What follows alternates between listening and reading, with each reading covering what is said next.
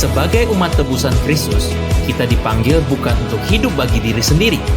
Kristus telah menebus kita juga bukan hanya untuk menyelamatkan kita dari dosa, melainkan agar kita menjadi umatnya di dalam satu komunitas tubuh Kristus. Tapi, mengapa kita harus berkomunitas? Apakah komunitas yang dibangun dan berpusat pada Injil akan menunjang pertumbuhan kerohanian kita? Bagaimana kita dapat hidup saling berdampingan dengan anggota-anggota satu tubuh Kristus lainnya? Bukankah di dalam komunitas dan gereja, konflik dan ketegangan bisa saja terjadi dan tak terelakkan? Lalu, bagaimanakah respon Injil Kristus memfasilitasi setiap individu dalam komunitas?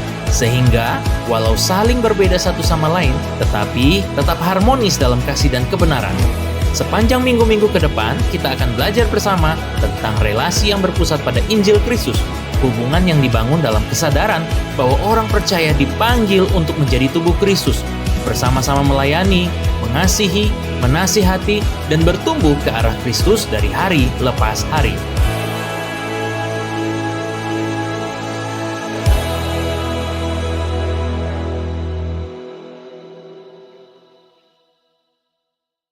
Shalom. Shalom. Oke, teman-teman, asing ya dengan audio saya. Asik. Oke, bentar ya. Gimana kabar kalian hari-hari ini? Capek nggak lihat Indonesia? Capek ya? Capek nggak? Atau bodo amat? Nah, hari ini kita akan bahas sesuatu yang sangat penting untuk hidup kita sebagai orang-orang yang dipanggil untuk tumbuh dalam Kristus. Tapi saya ingin buka dengan sebuah pertanyaan. Menurut teman-teman, segala sesuatu yang kita beri makan kira-kira kalau itu adalah makhluk hidup, pasti akan tumbuh atau enggak? Tumbuh enggak? Tumbuh enggak? Tumbuh. Nah, ini menarik sekali karena beberapa waktu ini saya lihat beberapa postingan yang cukup menggelitik hati saya atau prefrontal cortex saya sih, biar lebih keren ya. Oke, tapi ini menarik sekali. Kenapa? Karena di konten-konten tersebut dikatakan bahwa apa yang kita makan itu ngasih pertumbuhan. Terus apa yang kita nonton tiap hari di Netflix atau di beranda Instagramnya kita atau di FYP TikToknya kita, itu akan tumbuh. Meskipun kita punya identitas sebagai anak-anak Kristus, tapi ternyata segala sesuatu yang kita konsumsi, baik itu yang kita lihat oleh mata, yang kita lakukan setiap hari dalam kebiasaan kita, dan kemudian apa yang kita sering asumsikan sebagai bagian dari diri kita, sekalipun itu bukan bagian dari identitas kita, kalau kita konsumsi setiap hari, itu ngasih sesuatu untuk diri kita, dan itu akan tumbuh, teman-teman. Nah, karena itu saya mau buka kita dengan pernyataan ini, bahwa ternyata sebagai makhluk yang hidup, segala sesuatu yang kita beri makan dalam diri kita, yang tertanam di dalam diri kita, itu akan tumbuh. So, it means kita harus benar-benar be careful dengan apa yang kita makan bagi tubuh, jiwa, pikiran, dan rohani kita. Amin. Karena kalau nggak hati-hati, ada efeknya buat cara kita berpikir. Teman kita nongkrong itu ngasih sesuatu buat kita. Kita bertukar ide, bertukar apa yang kita anggap baik, apa yang mereka anggap baik. So, itu ngasih efek buat kita. Jadi teman-teman, saya nggak mau melarang teman-teman buat jangan berteman sama dia, tapi pikirkan, kira-kira apakah itu akan membuat iman saya bertumbuh? Apakah tujuan Kristus dalam saya akan maju atau enggak? Next ya.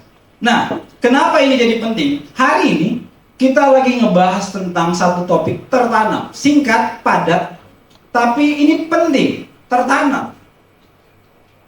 Istilahnya kalau tumbuhan itu kalau tertanam di satu tempat, terus jadi pindah, kira-kira hidup nggak? Enggak, bisa aja hidup tapi bentar. Sama teman-teman, ini kalau ngomong tentang iman kita di dalam Kristus, kalau kita tumbuhnya pindah-pindah, misalnya pindah-pindah gereja, atau gerejanya minggu depan aja deh, minggu ini capek, Udah. Atau gereja minggu ini di energize, minggu depannya di mana, terus nanti kalau udah capek balik lagi. Bisa bertumbuh, tapi teman-teman itu susah. Kenapa kita perlu tertanam? Teman-teman lihat di depannya, kelihatan ya. Ini tuh adalah meta narasi yang sering dibagikan oleh pastor kita, ya, youth pastor kita, Kak John, ya, meta narasi. Ada yang ingat di dalam meta narasi ada apa aja? Ada yang ingat ada 4. Itu sering banget. Jadi kalau lupa sih, aduh, Kak John, lihat nih anak-anak. Ada yang ingat tidak? Apa aja? Yang pertama apa? Kerja Tuhan. Ya nggak sih? Aduh, kayaknya udah pada lupa. The fall. Sorry. Saya udah langsung lompat. Sorry. Yang pertama adalah the creation atau penciptaan. Kemudian setelah penciptaan, the fall. Ya. Kejatuhan. Setelah kejatuhan apa? Redemption atau penebusan di dalam Kristus. Setelah itu apa? Restoration. Ya, kalau di dalam PowerPoint-nya kajian kemarin itu ada 3. Pertama kita mendapatkan keselamatan di dalam Kristus, kemudian kita memperoleh apa? Perubahan secara terus-menerus bersama dengan Roh Kudus sampai pada akhirnya nanti kita benar-benar dipulihkan dalam keserupaan sebagai manusia di dalam Kristus yang semakin seperti Kristus. Nah, oke. Nah, kenapa ini jadi penting? Kenapa topik tentang tertanam itu penting banget? Ya, ini saya tulis debat world view Yesus. Tapi teman-teman, ternyata di sekitar kita atau bahkan di gereja juga, kalau kita nggak benar-benar paham tentang Kristus, ya teman-teman, ini adalah world view yang di tengah adalah iman di dalam Yesus, meta narasi itu. Tapi di sekelilingnya saat ini, di handphone teman-teman, yang teman-teman konsumsi setiap hari, itu ada berbagai macam world view, alternatif world view yang dibagikan ke kita. Ada apa? Ada ateisme di sana. Ada apa lagi? Ada stoicisme di sana. Ada sekularisme di sana. Ada hedonisme, konsumerisme. Teman-teman tahu, shopping atau promosi-promosi itu sedang membuat kita merasa membutuhkan hal-hal yang kita nggak butuhkan. Ya nggak sih? Impulsifnya tiba-tiba, wah, saya pengen beli ini karena saya lihat ini make. Padahal kita nggak butuh. Kemudian apa lagi? New Age movement. Kemudian apa lagi? Ada eksistensialisme di sana. Ada banyak teman-teman. Ada Islam juga. Ada Buddhisme juga. Tapi yang berbahaya saya kasih tanda merah di sini. Yang pertama, influencerisme. Ini tambahan aja sebenarnya ya. Jadi berhati-hati dengan influencer yang teman-teman dengar. Mereka juga bisa saja membagikan paradigma untuk mempengaruhi jiwa kita supaya kita jauh dari Kristus. Kemudian ada apa? Ini sudah dibahas sama Kameli juga. Postmodernisme. Jadi bukan lagi apa yang benar menurut Alkitab, tapi apa yang benar menurut saya, dan saya. Ada banyak contoh-contoh yang akan kita coba pahami. Dan yang paling berbahaya adalah firman Tuhan yang dipelintir. Teman-teman kira itu firman Tuhan, tapi ternyata itu kebenaran yang ditwist oleh iblis. Dari dulu sampai sekarang, iblis selalu nge-twist kebenaran supaya terlihat serupa, tapi enggak. Supaya yang percaya sama Kristus jauh dari Kristus. So, karena itu teman-teman, kita perlu tertanam di dalam Kristus. Kalau hari ini teman-teman datang dengan gak serius, please banget, hanya seminggu sekali teman-teman dengar khotbah, rugi, wasting time banget kalau teman-teman nggak ambil makna dari kebenaran firman yang dapat teman-teman terapkan. So, kita akan memahami, teman-teman, please banget kalau buka handphone, buka Alkitab atau catat supaya teman-teman nggak lupa. Saya tahu teman-teman banyak yang lupa di sini ya kan. Jadi sebagai manusia yang sama-sama saling lupa, mari kita mengingatkan, catat. Otak kita tidak bisa menampung semuanya, oke? Oke, lanjut. Nah, teman-teman, dalam bukunya Pak Yusa Kanjana, saya dapat banyak informasi dan juga beberapa waktu kemarin saya baca artikel mengenai anak-anak muda kekristenan di Eropa sana. Ada banyak tren yang terjadi dan you know what? Anak-anak muda mulai meninggalkan Kristen. Ada istilah, I'm spiritual, but not religious. Ya, jadi mereka percaya Tuhan itu ada, tapi mereka nggak ke tempat-tempat ibadah. They think tempat-tempat ibadah hanyalah tempat ritual, doa, nyembah, pulang, makan-makan, itu aja. Tapi teman-teman ini salah, ya teman-teman lihat. Ya, yang benarnya sebenarnya dalam meta narasi Kristen, worldview Kristus atau Kristus itu sendiri should be pondasi hidup kita yang di bawah ya, meta narasi Kristus. Dan yang di atasnya adalah kita bangunannya. Kita adalah bait Allah, tubuhnya Kristus. Tapi saat ini ditwist kebenaran itu teman-teman. Teman-teman lihat yang ini. Yang terjadi di Eropa saat ini, bahkan sudah mulai masuk di Indonesia adalah ini lihat. Kristus semakin kecil di dalam kehidupan anak-anak muda percaya. Ya, Kristus yang katanya adalah Tuhan di dalam handphone kita, konten-konten yang kita nonton diubah bukan jadi kebenaran, tapi additional doang. Hanya tambahan. Kalau lu mau jadi hebat, percaya Yesus. Kalau mau berhasil, percaya Yesus. Well, ada bagian yang benarnya. Tapi Yesus nggak cuma additional doang dalam kehidupan kita. Yesus should be fondasi, pusat hidup kita, the center of our life. Ya, ini yang terjadi teman-teman. Jadi apa? Kalau ini bangunan, teman-teman lihat, kira-kira kalau fondasinya semakin kecil, bangunannya bisa rubuh teman-teman. Jadi bahaya banget. Teman-teman bisa baca banget buku, banyak buku, nonton banyak banget podcast. Tapi teman-teman kalau di dalamnya teman-teman nggak berpikir secara bagaimana Kristus berpikir, itu menghancurkan hidup kita. Hari ini kita sedang memperingati bagaimana Roh Kudus itu tercurah 2000 tahun yang lalu. Dan sama, Roh Kudus masih terus berkarya di dalam hidup kita. Tapi teman-teman lihat, ini yang terjadi. Ini nggak cuma gimmick, ini real. Nggak tahu kalau itu sudah terjadi di dalam kehidupan kita. Apakah Yesus masih jadi fondasi atau dia jadi additional dong? Coba pikirkan teman-teman. Sebelum lebih lanjut, saya ingin buka lagi dalam pertanyaan perenungan ini teman-teman. Untuk tertanam di dalam Kristus, kenapa? Kenapa kita harus? Tadi udah banyak ya saya jelaskan teman-teman. Kemudian pertanyaannya buat teman-teman yang sering ke gereja, sering energize hari ini, bahkan beberapa sebagian besar kita udah ikut e-group, udah ikut kakak, bahkan kemarin ikut apa kemarin? Refreshing kakak, sorry lupa. Pertanyaannya teman-teman, apakah saya? Tanya ke dirinya, apakah saya? Tanya, sama-sama ngomong, apakah saya? Akurat, apakah saya sudah tertanam dengan benar di dalam Kristus? Kira-kira teman-teman udah tertanam dengan benar nggak di dalam Kristus? Itu refleksikan teman-teman. Ya. Kemudian pertanyaan kedua, sebelum kita masuk ke dalam poin-poinnya, bagaimana caranya supaya kita tertanam? Nah, ini akan kita bahas. Ini ya, tertanam aja nggak cukup. Tertanam di dalam Kristus itu baru yang kita perlu.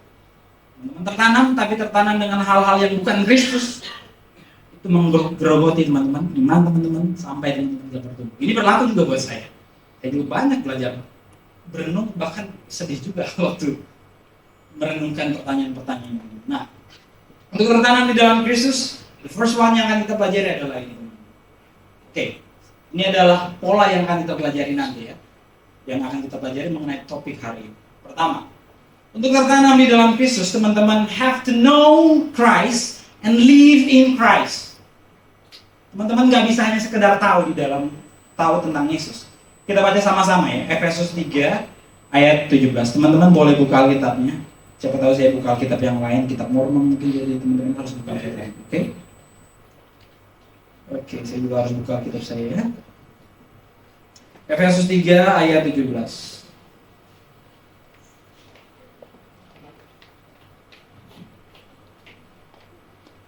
Udah, kita baca sama-sama ya.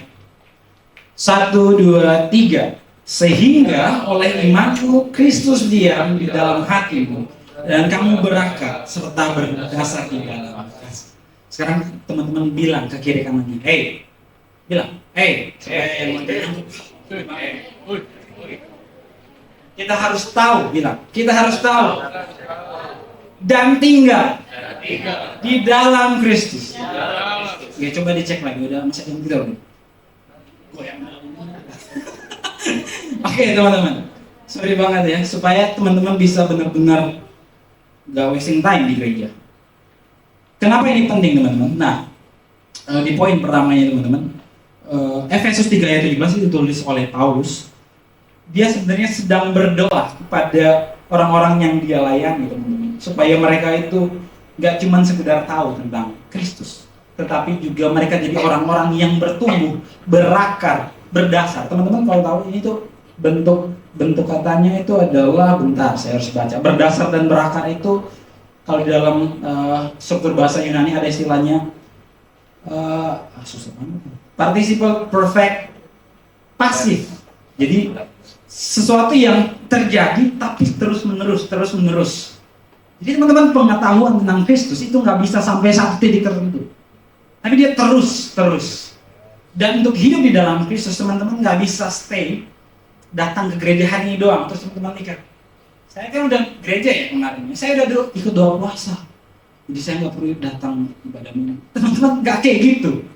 Untuk hidup di dalam Kristus, kenal Kristus, itu harus terus terjadi dalam hidup kita. Jadi teman-teman harus renungkan ini.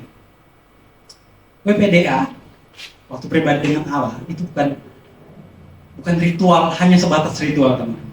Jadi bukan sesuatu yang diulang-ulangi karena saya Kristen, tapi karena kita adalah orang-orang yang mengikut Kristus. We learn to be more like Christ, so we have to know Christ more and more, supaya kita bisa hidup di dalam Dia more and more juga. Teman-teman lihat tadi di awal ya.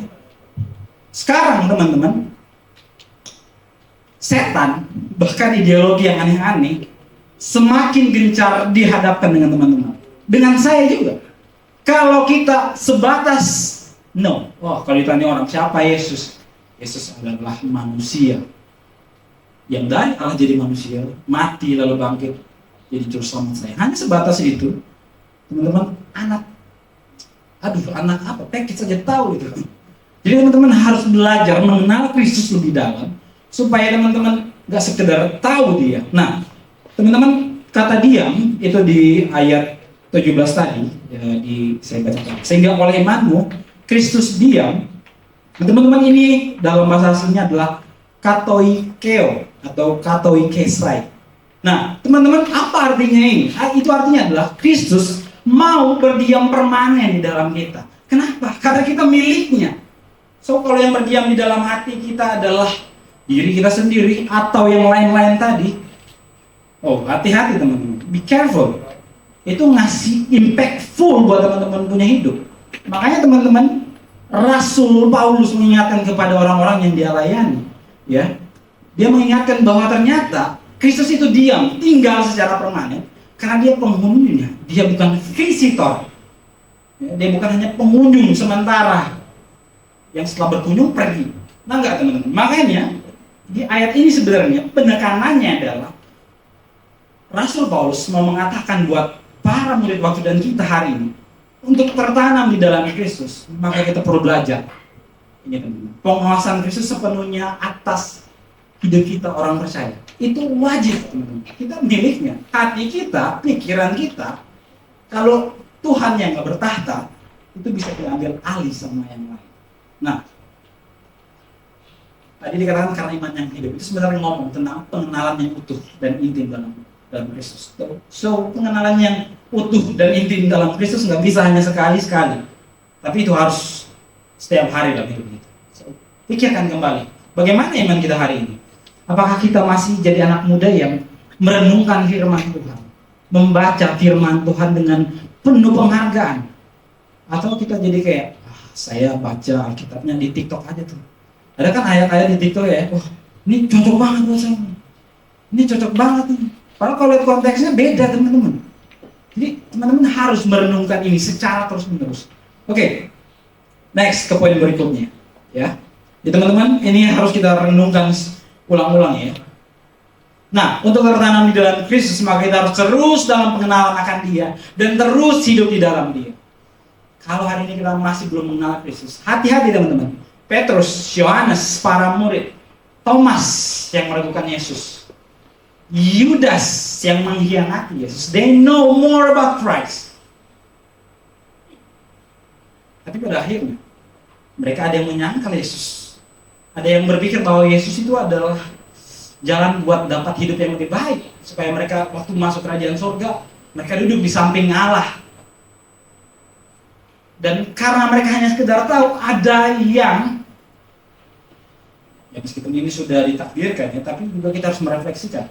Karena hanya pengetahuan aja yang salah, maka ada orang-orang yang bisa meninggalkan Kristus. Renungkan lagi buat hidup kita semua. Berikutnya, untuk tertanam di dalam Kristus, kita harus dipimpin oleh Roh Kudus. Dalam Galatia 5 ayat 16-17. Boleh minta tolong mungkin Niko bacain buat kita. Galatia 5 ayat 16-17. Hiduplah oleh Roh, maka kamu tidak akan menuruti keinginan daging. Sebab keinginan daging berlawanan dengan keinginan Roh, dan keinginan Roh berlawanan dengan keinginan daging. Karena keduanya bertentangan, sehingga kamu setiap kali tidak melakukan apa yang kamu benar. Oke. Nah, teman-teman, kalau ditanya lagi kenapa kita harus tertanam, kita harus dipimpin oleh Roh Kudus dan kita harus tertanam di dalam Kristus. Ya, hari ini kita sebenarnya sedang memperingati bagaimana pencurahan Roh Kudus itu terjadi. Saya mau tanya, ada teman-teman yang sudah dipenuhi dengan Roh Kudus sih? Boleh jujur katakan? It's okay. Nggak usah saling menghakimi. Kalau belum ada nggak apa-apa. Oke, ada beberapa tangan yang terangkat. Ya, teman-teman, pertanyaannya, teman-teman rindu nggak dipimpin oleh Roh Kudus? Rindu? Atau teman-teman mikir, yang bahasa roh ada deh, atau yang apa ya, yang khotbah aja tuh, atau yang berdiri di mimbar aja tuh? Enggak, teman-teman. Kita semua sebagai orang yang hidup di dalam Kristus, kita harus belajar dipimpin oleh Roh Kudus. Ya, Rasul Paulus, lagi-lagi Rasul Paulus, teman-teman, dia menekankan kepada orang-orang yang dilayani bahwa ternyata dalam pergumulan kekristenan, hidup di dalam Kristus itu gak mudah. Ada keinginan daging loh, nafsu. Jadi nggak selamanya itu tentang iblis. Jadi kalau teman-teman jatuh dalam dosa, dosanya apa aja? Banyak. Gak perlu disebutkan ya. Teman-teman tahu kan yang berdosa yang mana, yang tidak berdosa yang mana. Yang disalahin jangan iblis terus. Tanya diri teman-teman, ini saya jangan-jangan lebih parah dari iblis, atau saya jangan-jangan iblisnya. Aduh. Nah ini teman-teman kita renungkan ya, supaya kita bukan jadi orang yang terus cari kambing hitam, tapi kita jadi orang yang memahami bahwa saya punya keinginan daging. Saya bisa berdosa, bahkan ketika saya telah menerima Kristus, saya masih bisa tergoda. Saya masih bisa jadi orang yang jatuh, meskipun firman Tuhan menjanjikan bahwa waktu kita percaya Kristus, menerima Dia sebagai Juru Selamat, dan kita dipimpin oleh Roh Kudus, keinginan itu masih tetap ada. Tapi teman-teman renungkan ini, kalau kita pikir bahwa kita nggak perlu Roh Kudus, mungkin kayak orang yang ngomong sebenarnya, ngapain peduli dengan politik di Indonesia? Ya nggak sih? Pernah dengar nggak kata-kata itu, teman-teman? Ngapain peduli dengan politik di Indonesia, kan aku kerjaan ini nggak ngaruh. Itu sama itu kayak orang yang kayak gitu, teman-teman. Kalau kita mikir kita nggak perlu Roh Kudus, kita bilang hanya yang pelayanan aja yang butuh Roh Kudus.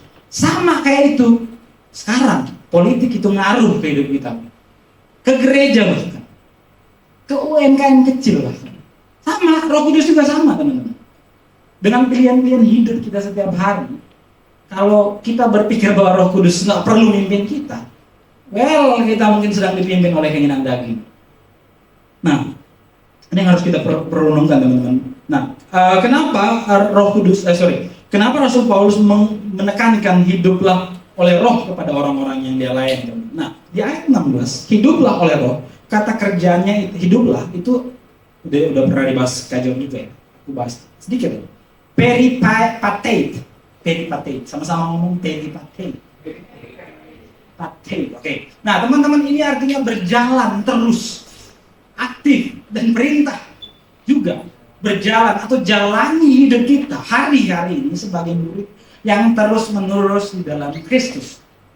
Hidup oleh Roh itu artinya kita bukan hanya dibimbing, artinya kita jalan dalam realitas hari-hari ini sebagai seorang pelajar, sebagai seorang pekerja, di mana aja, di TV One, di Astra, atau di mana.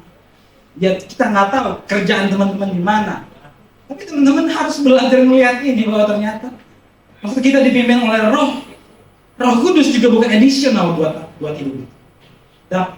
Tapi dia adalah pemimpin, penuntun hidup kita. Supaya waktu kita jatuh, kita ditarik lagi. Waktu kita lupa, kita diingatkan lagi. Waktu kita udah benar-benar merasa putus asa, dia jadi harapan yang ngomong dalam hati kecil kita. Kamu udah diselamatkan. Kembalilah ke Kristus. Ini kan kecenderungan kita kalau jatuh dalam dosa apa? Lari. Saya layak Tuhan.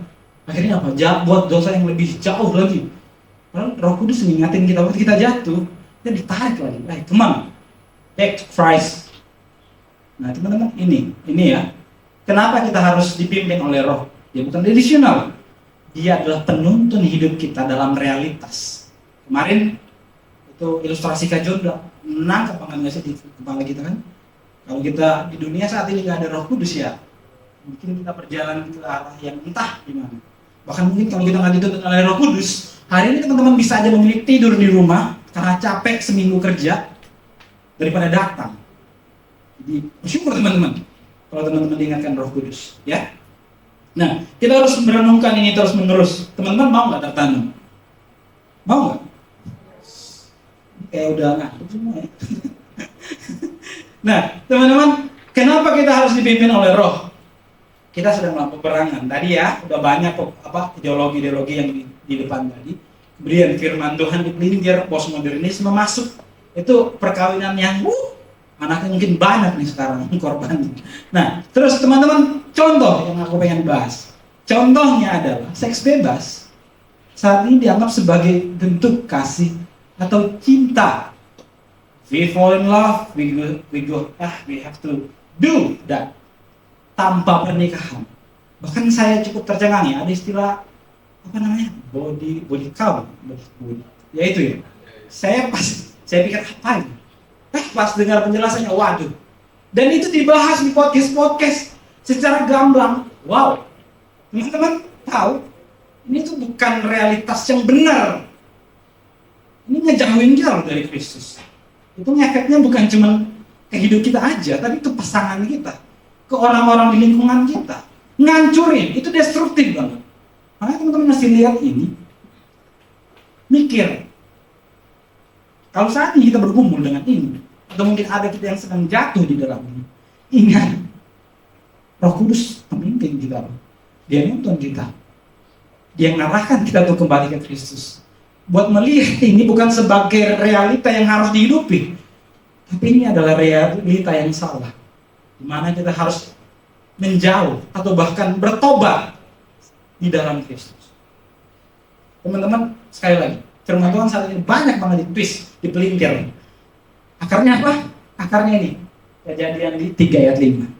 Akarnya adalah pride manusia, kesombongan manusia. We want to be more like God. Tapi kita ingin menyandingi Allah. Kita ingin lebih dari Dia. Dosa pertama bukan makan buah, tapi keangkuhan manusia di Taman Eden. Mereka ingin menjadi sama dan berkuasa seperti Allah. Sore hari ini teman-teman ingat, renungkan coba. Pilihan-pilihan hidup teman-teman, apakah teman-teman tundukkan di dalam Kristus? Atau teman-teman jadikan pilihan-pilihan itu sebagai bentuk dari pride-nya teman-teman. Saya manusia, saya punya kebebasan. Saya harus lakuin apa yang saya mau. Saya harus jadi diri saya sendiri. Secara tanda kutip ya. Jadi diri sendiri itu kalau teman-teman berpikir itu adalah pernyataan yang komplit dan harus diikuti benar-benar, itu naif teman-teman. Ada hal-hal yang kalau teman-teman adalah punya hasrat untuk membunuh, terus teman-teman ikutin, kira-kira benar atau enggak? Salah teman-teman. Sama ini. Ini masih banyak lagi hal-hal. Jadi pikirkan kembali pilihan-pilihan hidup kita. Teman-teman ingat ini. Waktu dipimpin Roh Kudus, ini pergumulannya bukan boleh atau enggak lagi dalam hidup kita. Jadi enggak nanya, Kak Dewi, Kak John, Kak Meli, Tato boleh enggak? Jadi, terus apa lagi? Nyampe boleh enggak? Ngomong apa lagi? Ya, ngomong plesetan, bejir, boleh enggak? Anjay kan, boleh enggak? Bukan pertanyaan boleh enggak lagi. Kalau kita hidup di dalam Kristus, pertanyaannya yang harus kita renungkan buat diri kita sendiri. Tanpa nanya lagi, tapi sebagai orang yang udah belajar, kita perlu tanya, ini berkenan enggak ya? Ini memuliakan Tuhan enggak ya? Karena kalau pertanyaannya sekedar boleh nggak, naik lagi teman-teman. Jadi kita hanya cari pembenaran supaya kita lakuin. Wah, katanya Kak John boleh, tapi ada tapinya dikit. Jadi kebenaran doang. Bukan trusted. Nah, kita perlu belajar hidup mereka dan dalam kebebasan yang kudus ini. Jadi kita perlu renungkan ini. Hidup oleh roh bukan berarti takkan tergoda lagi, tapi tanpa dikuasai atau tunduk terhadap hasrat atau dosa kita lagi. Ya, kita nggak tunduk, tapi kita mungkin masih bisa tergoda, tapi kita belajar buat ke Kristus. Waktu saya dicobai, waktu saya bergumul dengan nafsu saya, waktu saya bergumul dengan pikiran saya cari Kristus. Saya bukan tunduk, yang dulunya ada pikiran impulsif lah. Ada pikiran, saya hidup saya, apalagi ini adalah pelarian saya, teman-teman lari. Kalau dia dibikin oleh roh, kita nggak lihat itu sebagai pelarian lagi.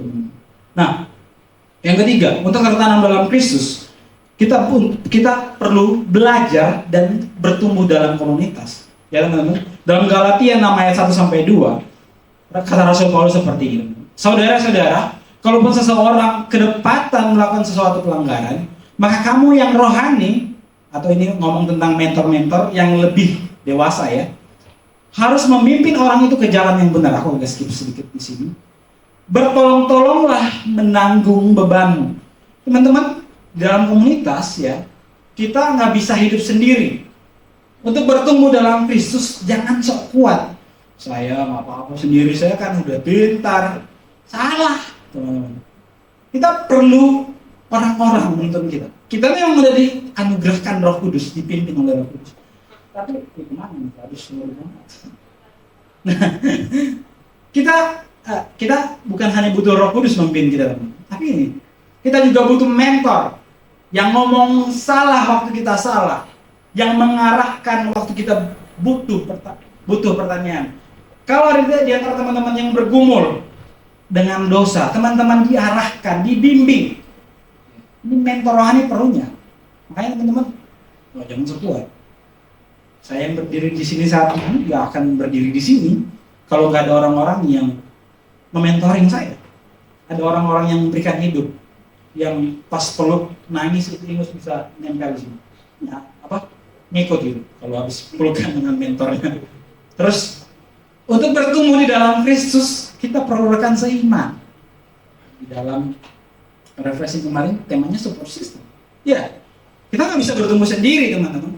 Support system yang mendukung kita waktu lagi lemah, yang ngingetin kita, yuk e-group yuk. Kamu belum join e-group ya? Jadi kalau ada teman-teman yang belum join e-group, terus ada yang datang, yuk join e-group.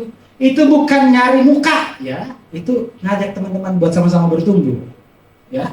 Kalau ada teman-teman yang tiba-tiba ngecek teman-teman, kan kita biasanya kalau ada orang-orang yang kita nggak kenal, ngapain dibalas. Tapi kalau tahu itu adalah orang gereja, jangan dicuekin dong, kasihan, ya. Teman-teman itu sedang mengejar teman-teman untuk bertumbuh sama-sama dan itu. Kasih tepuk tangan dong buat orang-orang yang ngechat teman-teman, yang ngajakin terus ke e-group. Mereka juga bergumul loh buat ngajakin teman-teman. Bahkan ada yang merasa, waktu diabaikannya, aku chat gak dibalas. Tapi hari ini kita diingatkan ya teman-teman, bahwa kita untuk bertumbuh dalam Kristus, kita juga butuh orang lain mengingatkan kita.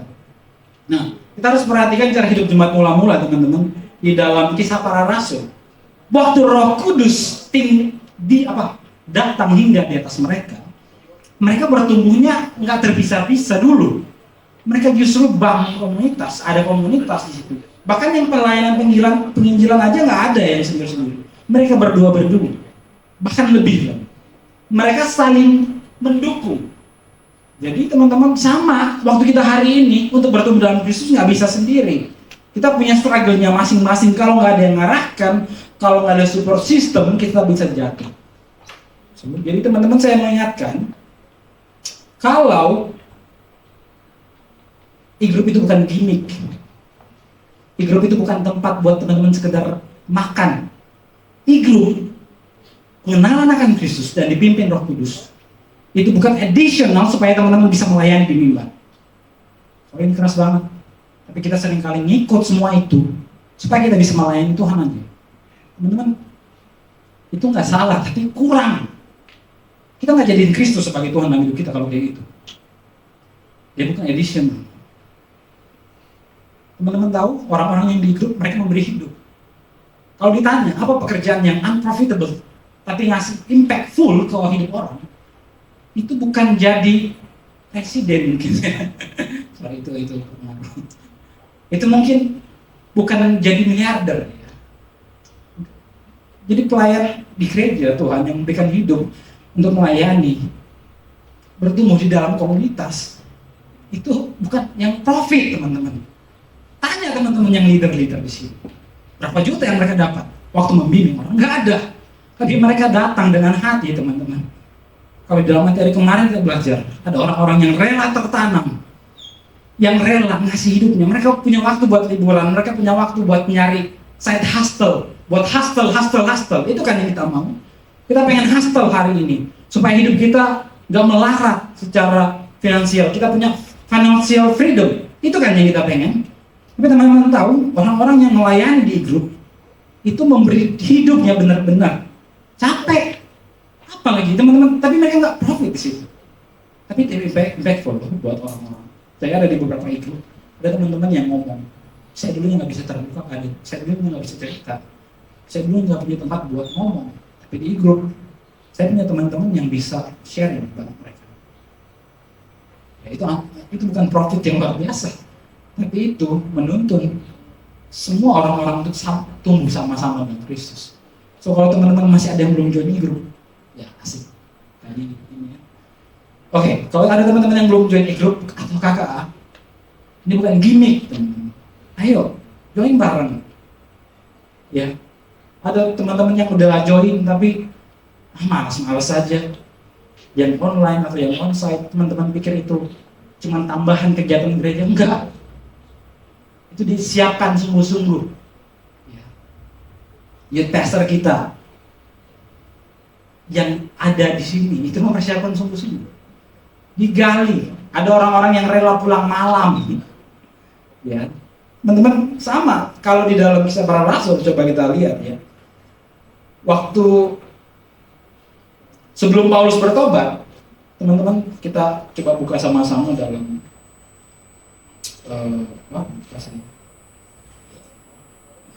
bentar ya. Oke, nanti lah ya. Tapi ini ngomong soal panggilan Paulus sebenarnya. Sebelum Paulus dipanggil Tuhan, tahu ada siapa yang rela tertanam atau mati di depan dia? Ingat siapa yang mati di depan dia? Siapa? Stefanus. Dan teman-teman tahu, Paulus setuju dia mati karena dirajam waktu itu. Dan yang Paulus lakuin apa? Dia nyari banyak orang Kristen, dia bunuh orang Kristen. Tapi ternyata Roh Kudus bekerja di situ. Roh Kudus bekerja dengan luar biasa supaya dia dipulihkan. Dan dia lihat apa yang sudah terjadi. Dan akhirnya Paulus yang bertobat, dia jadi orang yang layani Kristus dengan sungguh-sungguh. So, ini buat hari ini, buat teman-teman yang belum join di grup, buat teman-teman yang udah di grup, atau teman-teman yang sudah melayani di grup. Kesannya buat kita semua. Di grup bukan tempat kita buat gimmick-gimmickan, bukan hanya tempat buat seru-seruan. Ada orang yang rela mati, tertanam di situ, ngasih waktu, tenaga, dana, supaya teman-teman bertumbuh. Dan buat teman-teman yang sudah berjuang di dalam e-group sebagai pengurus atau teman-teman sebagai anggota yang sudah mulai aktif, teman-teman ingat itu nggak sia-sia. Teman-teman sedang diperlengkapi untuk bertumbuh dalam pemahaman yang utuh di dalam Kristus. Teman-teman butuh orang-orang ini. Teman-teman nggak bisa bertumbuh sendiri. Kemudian terakhir buat kita semua, untuk tertanam dalam Kristus, kita perlu ini purposeful life in Christ, hidup yang sepenuhnya dalam tujuan Kristus. Saya tahu teman-teman punya tujuan masing-masing, teman-teman punya tujuan pribadi sebagai manusia, tapi kita nggak boleh lupa, karena kita ini adalah buatan Allah. Yesus ngomong, diciptakan dalam Kristus Yesus untuk melakukan pekerjaan baik. Ini sudah dipersiapkan Allah sebelumnya, teman-teman. Jadi teman-teman ingat, waktu teman-teman mungkin merenungkan, ada teman-teman yang broken home, teman-teman yang tertolak di keluarga, teman-teman yang tertolak di dalam kehidupan sosial. Kalau teman-teman bertanya, teman-teman mungkin merasa nggak berharga. Ingat, kita nggak diciptakan seperti lempar dadu aja sama Tuhan. Dia planning kita terlebih dahulu, spesifik terlebih dahulu. Baru kita, dunia. Ya, teman-teman. Jadi itu yang perlu teman-teman renungkan. Terakhir ya, teman-teman. Pastor Yusaka bukan terakhir, ini sebelum terakhir. Pastor Yusaka Kanjana, penulis buku ini, ngomong mengenai identitas kita, tujuan hidup kita dalam Kristus. Dia ngomong, identitas kita adalah sebuah pemberian, bukan pencapaian pribadi. Identitas kita bersumber dari Kristus, di dalam Kristus, dan untuk Kristus. Ini ngomong tentang Kingdom Christ, tentang tujuan Allah Bapa, Allah Anak, yang saat ini sedang dipastikan Roh Kudus di dalam kita, sedang dikerjakan. Jadi teman-teman, renungkan ini teman-teman. Hidup kita punya tujuan spesifik. Ya. Untuk tertanam di dalam Kristus, kita perlu kenal dan diam di dalam Dia. Kita perlu dituntun setiap hari, setiap waktu oleh Roh Kudus itu sendiri. Ya, teman-teman. Kita butuh belajar dan bertumbuh bersama komunitas. Roh Kudus selalu bergerak di dalam komunitas, teman-teman. Dan dalam diri kita sendiri juga untuk mengerjakan kerajaan Allah. Jadi jangan sendiri-sendiri. Dan kita butuh mengingat kembali identitas kita, tujuan hidup kita di dalam Kristus. So, karena hidup kita bagi tujuan Kristus, maka teman-teman bukan hanya untuk tujuan pribadi lagi. Ya, join group. Sekali lagi, join group. Melayani sesama di sana. Memberi diri untuk melayani Kristus. Bukan sebagai additional, tapi karena kita pengikut Kristus, kita perlu belajar untuk melakukannya. Kemudian, kita perlu belajar mengikuti apa yang benar menurut Allah, serta tidak tunduk lagi pada dosa. Karena kita butuh tuntunan Roh Kudus. Dan waktu kita berakar di dalam Kristus, tertanam, Dia, mengenal Dia, kita perlu belajar, terus berupaya mengenal Dia sebagai Juru Selamat. Juru Selamat, teman-teman. Bukan hanya sebagai batu loncatan supaya teman-teman bisa jadi miliarder di usia 23 tahun. Atau teman-teman yang lagi quarter life crisis. Teman-teman gak cuma cari Yesus buat nangis doang. Tapi teman-teman benar cari Yesus karena teman-teman butuh Yesus sebagai Juru Selamat dalam hidup teman-teman. Amin, firman Tuhan. Hari ini kita sedang memperingati Hari Pencurahan Roh Kudus. Jadi aku minta teman-teman buat doa bareng, cari 3 atau 4 orang. Teman-teman boleh buat lingkaran. Teman-teman boleh berdoa, tanya apa pergumulan itu. Apa pergumulan kamu, tanya. Gak apa-apa teman-teman, mari bangkit berdiri.